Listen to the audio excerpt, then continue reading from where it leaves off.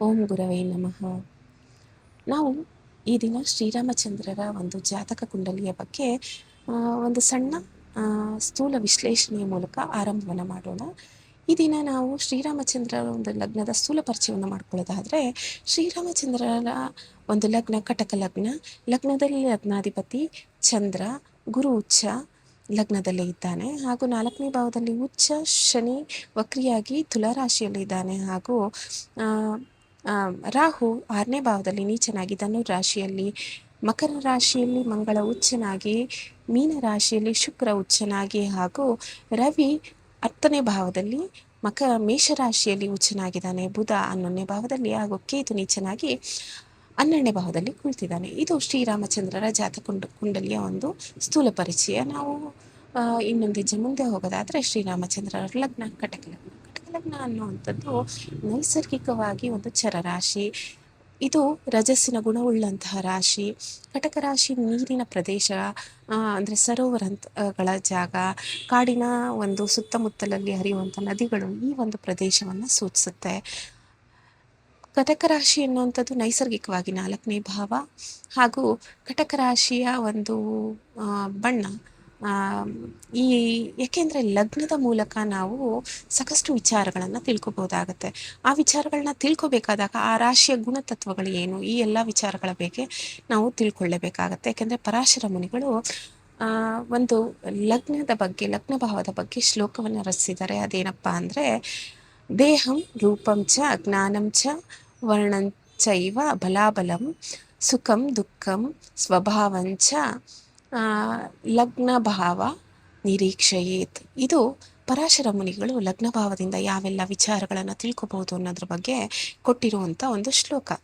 ಅಂದರೆ ಲಗ್ನದ ಮೂಲಕ ಬಣ್ಣವನ್ನು ಸಹ ತಿಳ್ಕೊಬೋದು. ಕಟಕ ರಾಶಿ ಅನ್ನೋದು ತಿಳಿ ಗುಲಾಬಿ ಬಣ್ಣದ ಒಂದು ಬಣ್ಣವನ್ನು ಹೊಂದಿರುವಂಥ ರಾಶಿ.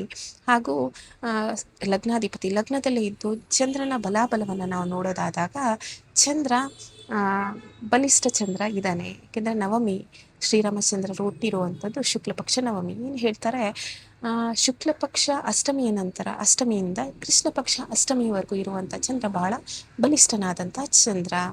ಇದನ್ನು ನಾವು ತಿಳ್ಕೊಳ್ತಾ ಇನ್ನೂ ಒಂದು ಹೆಜ್ಜೆ ಮುಂದೆ ಹೋಗೋದಾದರೆ, ಆ ಒಂದು ಲಗ್ನದ ಮೂಲಕ ವ್ಯಕ್ತಿಯ ಸ್ವಭಾವ, ಗುಣ, ಲಕ್ಷಣ ಹಾಗೂ ಸುಖ ದುಃಖ, ಅವರ ಸಾಮಾಜಿಕ ಸ್ಥಾನಮಾನಗಳೇನು, ವ್ಯಕ್ತಿಯ ಒಂದು ಟೇಸ್ಟ್, ಅವರ ಒಂದು ರುಚಿ, ಯಾವ ವಿಚಾರಗಳಲ್ಲಿ ಅವರು ಆಸಕ್ತಿಗಳನ್ನು ಹೊಂದಿದ್ದಾರೆ, ಈ ಎಲ್ಲ ವಿಚಾರಗಳನ್ನು ನಾವು ಲಗ್ನ ಭಾವದಿಂದ ತಿಳ್ಕೊಬೋದು.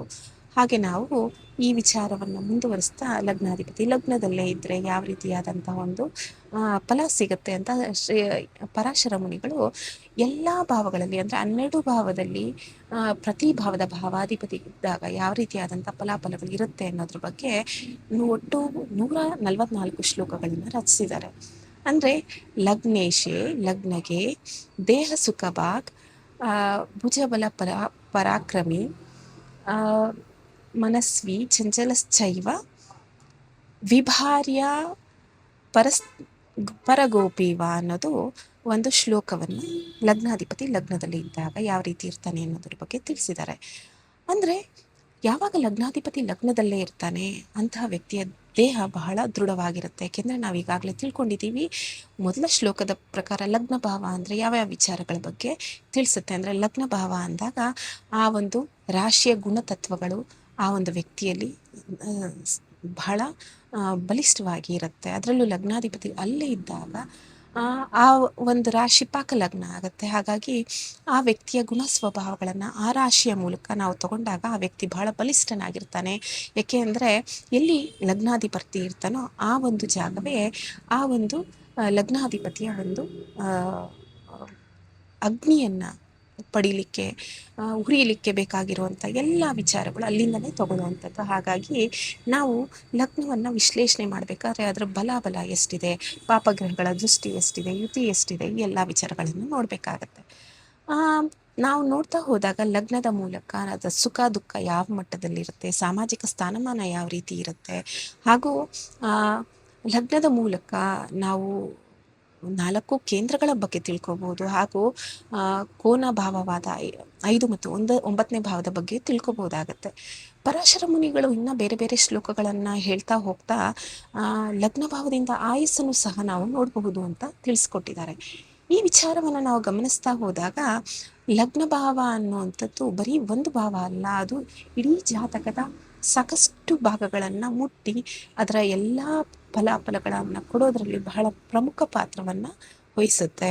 ಹಾಗಾಗಿ ಲಗ್ನ ಭಾವವನ್ನು ವಿಶ್ಲೇಷಣೆ ಮಾಡೋದ್ರ ಮೂಲಕ ಆ ವ್ಯಕ್ತಿಯ ಸಾಮಾಜಿಕ ಸ್ಥಾನಮಾನ ಏನು, ನಾಮ ಯಾವ ರೀತಿ ಅವರಿಗೆ ನೇಮ್, ಹೆಸರು, ಯಶಸ್ವಿ ಯಾವ್ಯಾವ ರೀತಿಯಲ್ಲಿ ಫಲಾಫಲಗಳು ಸಿಗುತ್ತೆ, ಈ ಎಲ್ಲ ವಿಚಾರಗಳನ್ನು ಲಗ್ನ ಭಾವದಿಂದ ನಾವು ವಿಶ್ಲೇಷಿಸಬಹುದು ಅಂತ ತಿಳಿಸ್ಕೊಟ್ಟಿದ್ದಾರೆ. ಯಾವಾಗ ಲಗ್ನಾಧಿಪತಿ ಲಗ್ನದಲ್ಲೇ ಇರ್ತಾನೆ, ಲಗ್ನ ಭಾವಕ್ಕೆ ಕಾರಕ ರವಿ. ನಾವು ಲಗ್ನಾಧಿಪತಿ ಲಗ್ನದಲ್ಲೇ ಇದ್ದಾಗ ಒಬ್ಬ ರಾಜ ಒಂದು ತನ್ನದೇ ಆದಂತಹ ಒಂದು ಕೋಟೆಯಲ್ಲಿ ಇದ್ದಾಗ ಯಾವ ರೀತಿ ಸುಭದ್ರವಾಗಿ ಬಲಿಷ್ಠವಾಗಿರ್ತಾನೆ ಆ ರೀತಿಯಾಗಿ ಲಗ್ನಾಧಿಪತಿ ವರ್ತಿಸ್ತಾನೆ. ಹಾಗೂ ಲಗ್ನಾಧಿಪತಿ ಆ 4 ಕೇಂದ್ರಗಳ ಭಾವಗಳ ಮೂಲಕ ಫಲಾಫಲಗಳನ್ನು ತಗೊಳ್ತಾ ಇರ್ತಾನೆ. ಯಾಕೆ ಅಂದರೆ ಆ ಲಗ್ನಾಧಿಪತಿ ಲಗ್ನದಲ್ಲಿ ಇದ್ದಾಗ 4ನೇ ಭಾವ ಕಾರ್ಯಭಾವವಾಗಿ ದೃಢ ಮನಸ್ಸನ್ನು ಆ ಒಂದು ವ್ಯಕ್ತಿಗೆ ನೀಡುವಲ್ಲಿ ಬಹಳ ಯಶಸ್ವಿಯಾಗಿ ಪಾತ್ರವಹಿಸುತ್ತೆ. ಶ್ರೀರಾಮಚಂದ್ರರ ಜಾತಕದಲ್ಲಿ ಲಗ್ನಾಧಿಪತಿ ಚಂದ್ರ ಲಗ್ನದಲ್ಲೇ ಇದ್ದು 4ನೇ ಭಾವದಲ್ಲಿ ಶನಿ ಇದೆ. ನಾವೆಲ್ಲ ತಿಳಿದಿರೋ ಹಾಗೆ ಶನಿಯ ಮೂಲಕ ಶ್ರೀರಾಮಚಂದ್ರರು ಪಟ್ಟಂತಹ ಕಷ್ಟಗಳು ಎಷ್ಟು ಅಗಾಧವಾಗಿತ್ತು. ಏಕೆಂದರೆ 4ನೇ ಭಾವ ಅನ್ನುವಂಥದ್ದು ಸುಖಭಾವ. ಇಲ್ಲಿ ಶ್ರೀರಾಮಚಂದ್ರರ 4ನೇ ಭಾವ ಅನ್ನುವಂಥದ್ದು ತುಲಾ ರಾಶಿಯಾಗಿದೆ, ಅದರ ಅಧಿಪತಿ ಶುಕ್ರ ಉಚ್ಚನಾಗಿದ್ದಾನೆ. ಹಾಗಾಗಿ ನಾವು ವಿಶ್ಲೇಷಣೆ ಮಾಡಬೇಕಾದಾಗ ಆ ಸುಖಗಳನ್ನು ಮೀರಿ ಅದನ್ನು ಅದರಿಂದ ಹೊರಬಂದು ತನ್ನ ಕರ್ತವ್ಯದ ಪರವಾಗಿ ಎಷ್ಟು ಶ್ರದ್ಧೆಯಿಂದ ಶ್ರೀರಾಮಚಂದ್ರ ತಮ್ಮ ಜೀವನವನ್ನು ನಿರ್ವಹಣೆ ಮಾಡಿದ್ರು ಅನ್ನೋದು ಇಲ್ಲಿ ನಾವು ಗಮನಿಸಬೇಕಾಗಿರುವಂಥ ಅಂಶ. ಲಗ್ನಾಧಿಪತಿ ಲಗ್ನದಲ್ಲೇ ಇದ್ದಾಗ ಭುಜಬಲ ಪರಾಕ್ರಮಿ, ಅಂದರೆ ಅವರು ಯಾವುದೇ ವಿಚಾರದಲ್ಲಿ ಮುನ್ನುಗ್ಗಿದ್ರೂ ಸಹ ಅವರಿಗೆ ಸಾಕಷ್ಟು ಯಶಸ್ವಿ ಏಳಿಗೆ ದೊರೆಯುವಂಥ ಸಾಧ್ಯತೆಗಳು ಹೆಚ್ಚಾಗಿದೆ. ಇಲ್ಲಿ ನಾವು 3ನೇ ಭಾವವನ್ನು ವಿಶ್ಲೇಷಣೆ ಮಾಡೋದು ಬಹಳ ಮುಖ್ಯವಾಗಿರುತ್ತೆ. ಈ 3ನೇ ಭಾವದಲ್ಲಿ ಬುಧ ಮತ್ತು ರಾಹು ಕನ್ಯಾ ರಾಶಿಯ ಅಧಿಪತಿಗಳು, 3ನೇ ಭಾವಾಧಿಪತಿಗಳು. ನಾವು ಬುಧನನ್ನು ನೋಡಿದಾಗ ಬುಧ ಉಚ್ಚ ಬುಧ ಇರುವಂತಹ ಒಂದು ರಾಶಿಯಾಧಿಪತಿ ಶುಕ್ರ ಉಚ್ಚನಾಗಿದ್ದಾನೆ. ಅವನು 4ನೇ ಮನೆ ಅಧಿಪತಿ ಕೂಡ 11ನೇ ಮನೆ ಅಧಿಪತಿ ಕೂಡ ಬುಧ. ಹಾಗಾಗಿ 11ನೇ ಭಾವದಲ್ಲಿ ಕುಳಿತಿದ್ದಾನೆ, ವೃಷಭ ರಾಶಿಯಲ್ಲಿ ಕುಳಿತಿದ್ದಾನೆ. ಹಾಗೂ ರಾಹು ನೀಚನಾಗಿ ಧನು ರಾಶಿಯಲ್ಲಿ ಕುಳಿತಿದ್ದಾನೆ, ಅದರ ಅಧಿಪತಿ ಲಗ್ನದಲ್ಲಿ ಉಚ್ಚನಾಗಿದ್ದಾನೆ. ಶ್ರೀರಾಮಚಂದ್ರರು ಸಾಹಸ ಮಾಡುವಂಥ ಒಂದು ವಿಚಾರದಲ್ಲಿ, ಪರಾಕ್ರಮದಲ್ಲಿ ಅಥವಾ ಅವರ ಸಹೋದರ ವಿಚಾರಗಳಲ್ಲಿ ಆದಂಥ ಎಲ್ಲ ಘಟನೆಗಳು ನಮಗೆಲ್ಲ ಗೊತ್ತಿರುವಂಥದ್ದೇ. ಅವರ ಸಹಜ ಭಾವ ಬಹಳ ಬಲಿಷ್ಠವಾಗಿ ಅವರನ್ನು ಒಂದು ಒಳ್ಳೆ ನಿರ್ಧಾರಗಳನ್ನು ತಗೊಳ್ಳೋದ್ರಲ್ಲಿ ಪಾತ್ರವನ್ನು ವಹಿಸಿತ್ತು. ಅವರಿಗೆ ಒಂದು ಒಳ್ಳೆ ಜಡ್ಜ್ಮೆಂಟಲ್ ರೋಲನ್ನು ಕೊಟ್ಟಿತ್ತು ಅನ್ನೋದು ನಾವು ಇದರಲ್ಲಿ ತಿಳ್ಕೊಬೋದಾಗುತ್ತೆ. ಅಂದರೆ ಅವರು 3ನೇ ಭಾವ ಅನ್ನುವಂಥದ್ದು ಗುರು ಉಪದೇಶದ ಭಾವ ಕೂಡ. ಅಂದರೆ ಶ್ರೀರಾಮಚಂದ್ರರು ತುಂಬ ಬಾಲ್ಯದಲ್ಲೇ ಇದ್ದಾಗ ತಮ್ಮ ಗುರುಗಳೊಟ್ಟಿಗೆ ಹೋಗಿ ರಾಕ್ಷಸರ ಒಂದು ನಾಶವನ್ನು ಮಾಡಿ ಇಡೀ ಮನುಕುಲಕ್ಕೆ ಯಾವ ರೀತಿಯಾಗಿ ಅವರ ಜೀವಿತಾವಧಿಯ ಕಾಲದ ಪೂರ್ತಿ ಗುರುಗಳ ಉಪದೇಶದ ಮಾರ್ಗದಲ್ಲಿ ನಡೆದು ಯಾವ ರೀತಿ ಮನುಕುಲದ ಒಂದು ಏಳ್ಗೆಗಾಗಿ ಅವರು ತಮ್ಮ ಜೀವನವನ್ನು ಮುಡುಪಾಗಿಟ್ರು ಅನ್ನೋದು ನಮಗೆಲ್ಲರಿಗೂ ಗೊತ್ತಿರುವಂಥ ವಿಚಾರ. ಯಾಕೆ ರಾಕ್ಷಸರು ಅಂತ ಹೇಳಿದೆ ಅಂದರೆ, ಯಾಕೆಂದರೆ 3ನೇ ಭಾವಾಧಿಪತಿ ರಾಹು 6ನೇ ಭಾವದಲ್ಲಿ ನೀಚನಾಗಿ ಕುಳಿತಿದ್ದಾನೆ. ಹಾಗಾಗಿ ಅವರು ಗುರು ಉಪದೇಶವನ್ನು ಅನುಸರಿಸಿ ಇಡೀ ರಾಕ್ಷಸ ಕುಲದ ನಾಶವನ್ನು ಮಾಡಿದ್ರು. ಈ ಒಂದು ವಿಚಾರವನ್ನು ನಮಗೆ 9ನೇ ಭಾವಾಧಿಪತಿ ಮತ್ತು 6ನೇ ಭಾವಾಧಿಪತಿ ಗುರು ಲಗ್ನದಲ್ಲೇ ಕುಳಿತಿರೋದು ಬಹಳ ಮಟ್ಟಿಗೆ ದೃಢವನ್ನು ತಂದುಕೊಡುತ್ತೆ.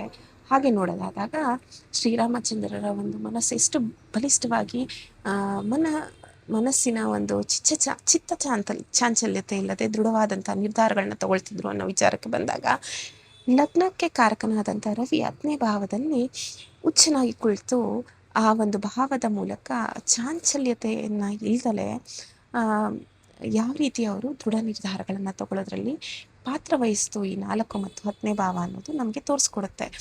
ನಾವು ನೋಡ್ತಾ ಹೋದಾಗ ಲಗ್ನಾಧಿಪತಿ ಲಗ್ನದಲ್ಲಿ ಇದ್ದಾಗ ದ್ವಿಭಾರ್ಯ ಯೋಗ ಇರುತ್ತೆ, ಅಥವಾ ಪರಸ್ತ್ರೀಯರ ಒಟ್ಟಿಗೆ ಬಹಳಷ್ಟು ಸ್ತ್ರೀಯರೊಟ್ಟಿಗೆ ಸಂಘವನ್ನು ಅಥವಾ ಹೊಂದಿದ್ರು ಅನ್ನೋದು ತೋರಿಸ್ಕೊಡುತ್ತೆ.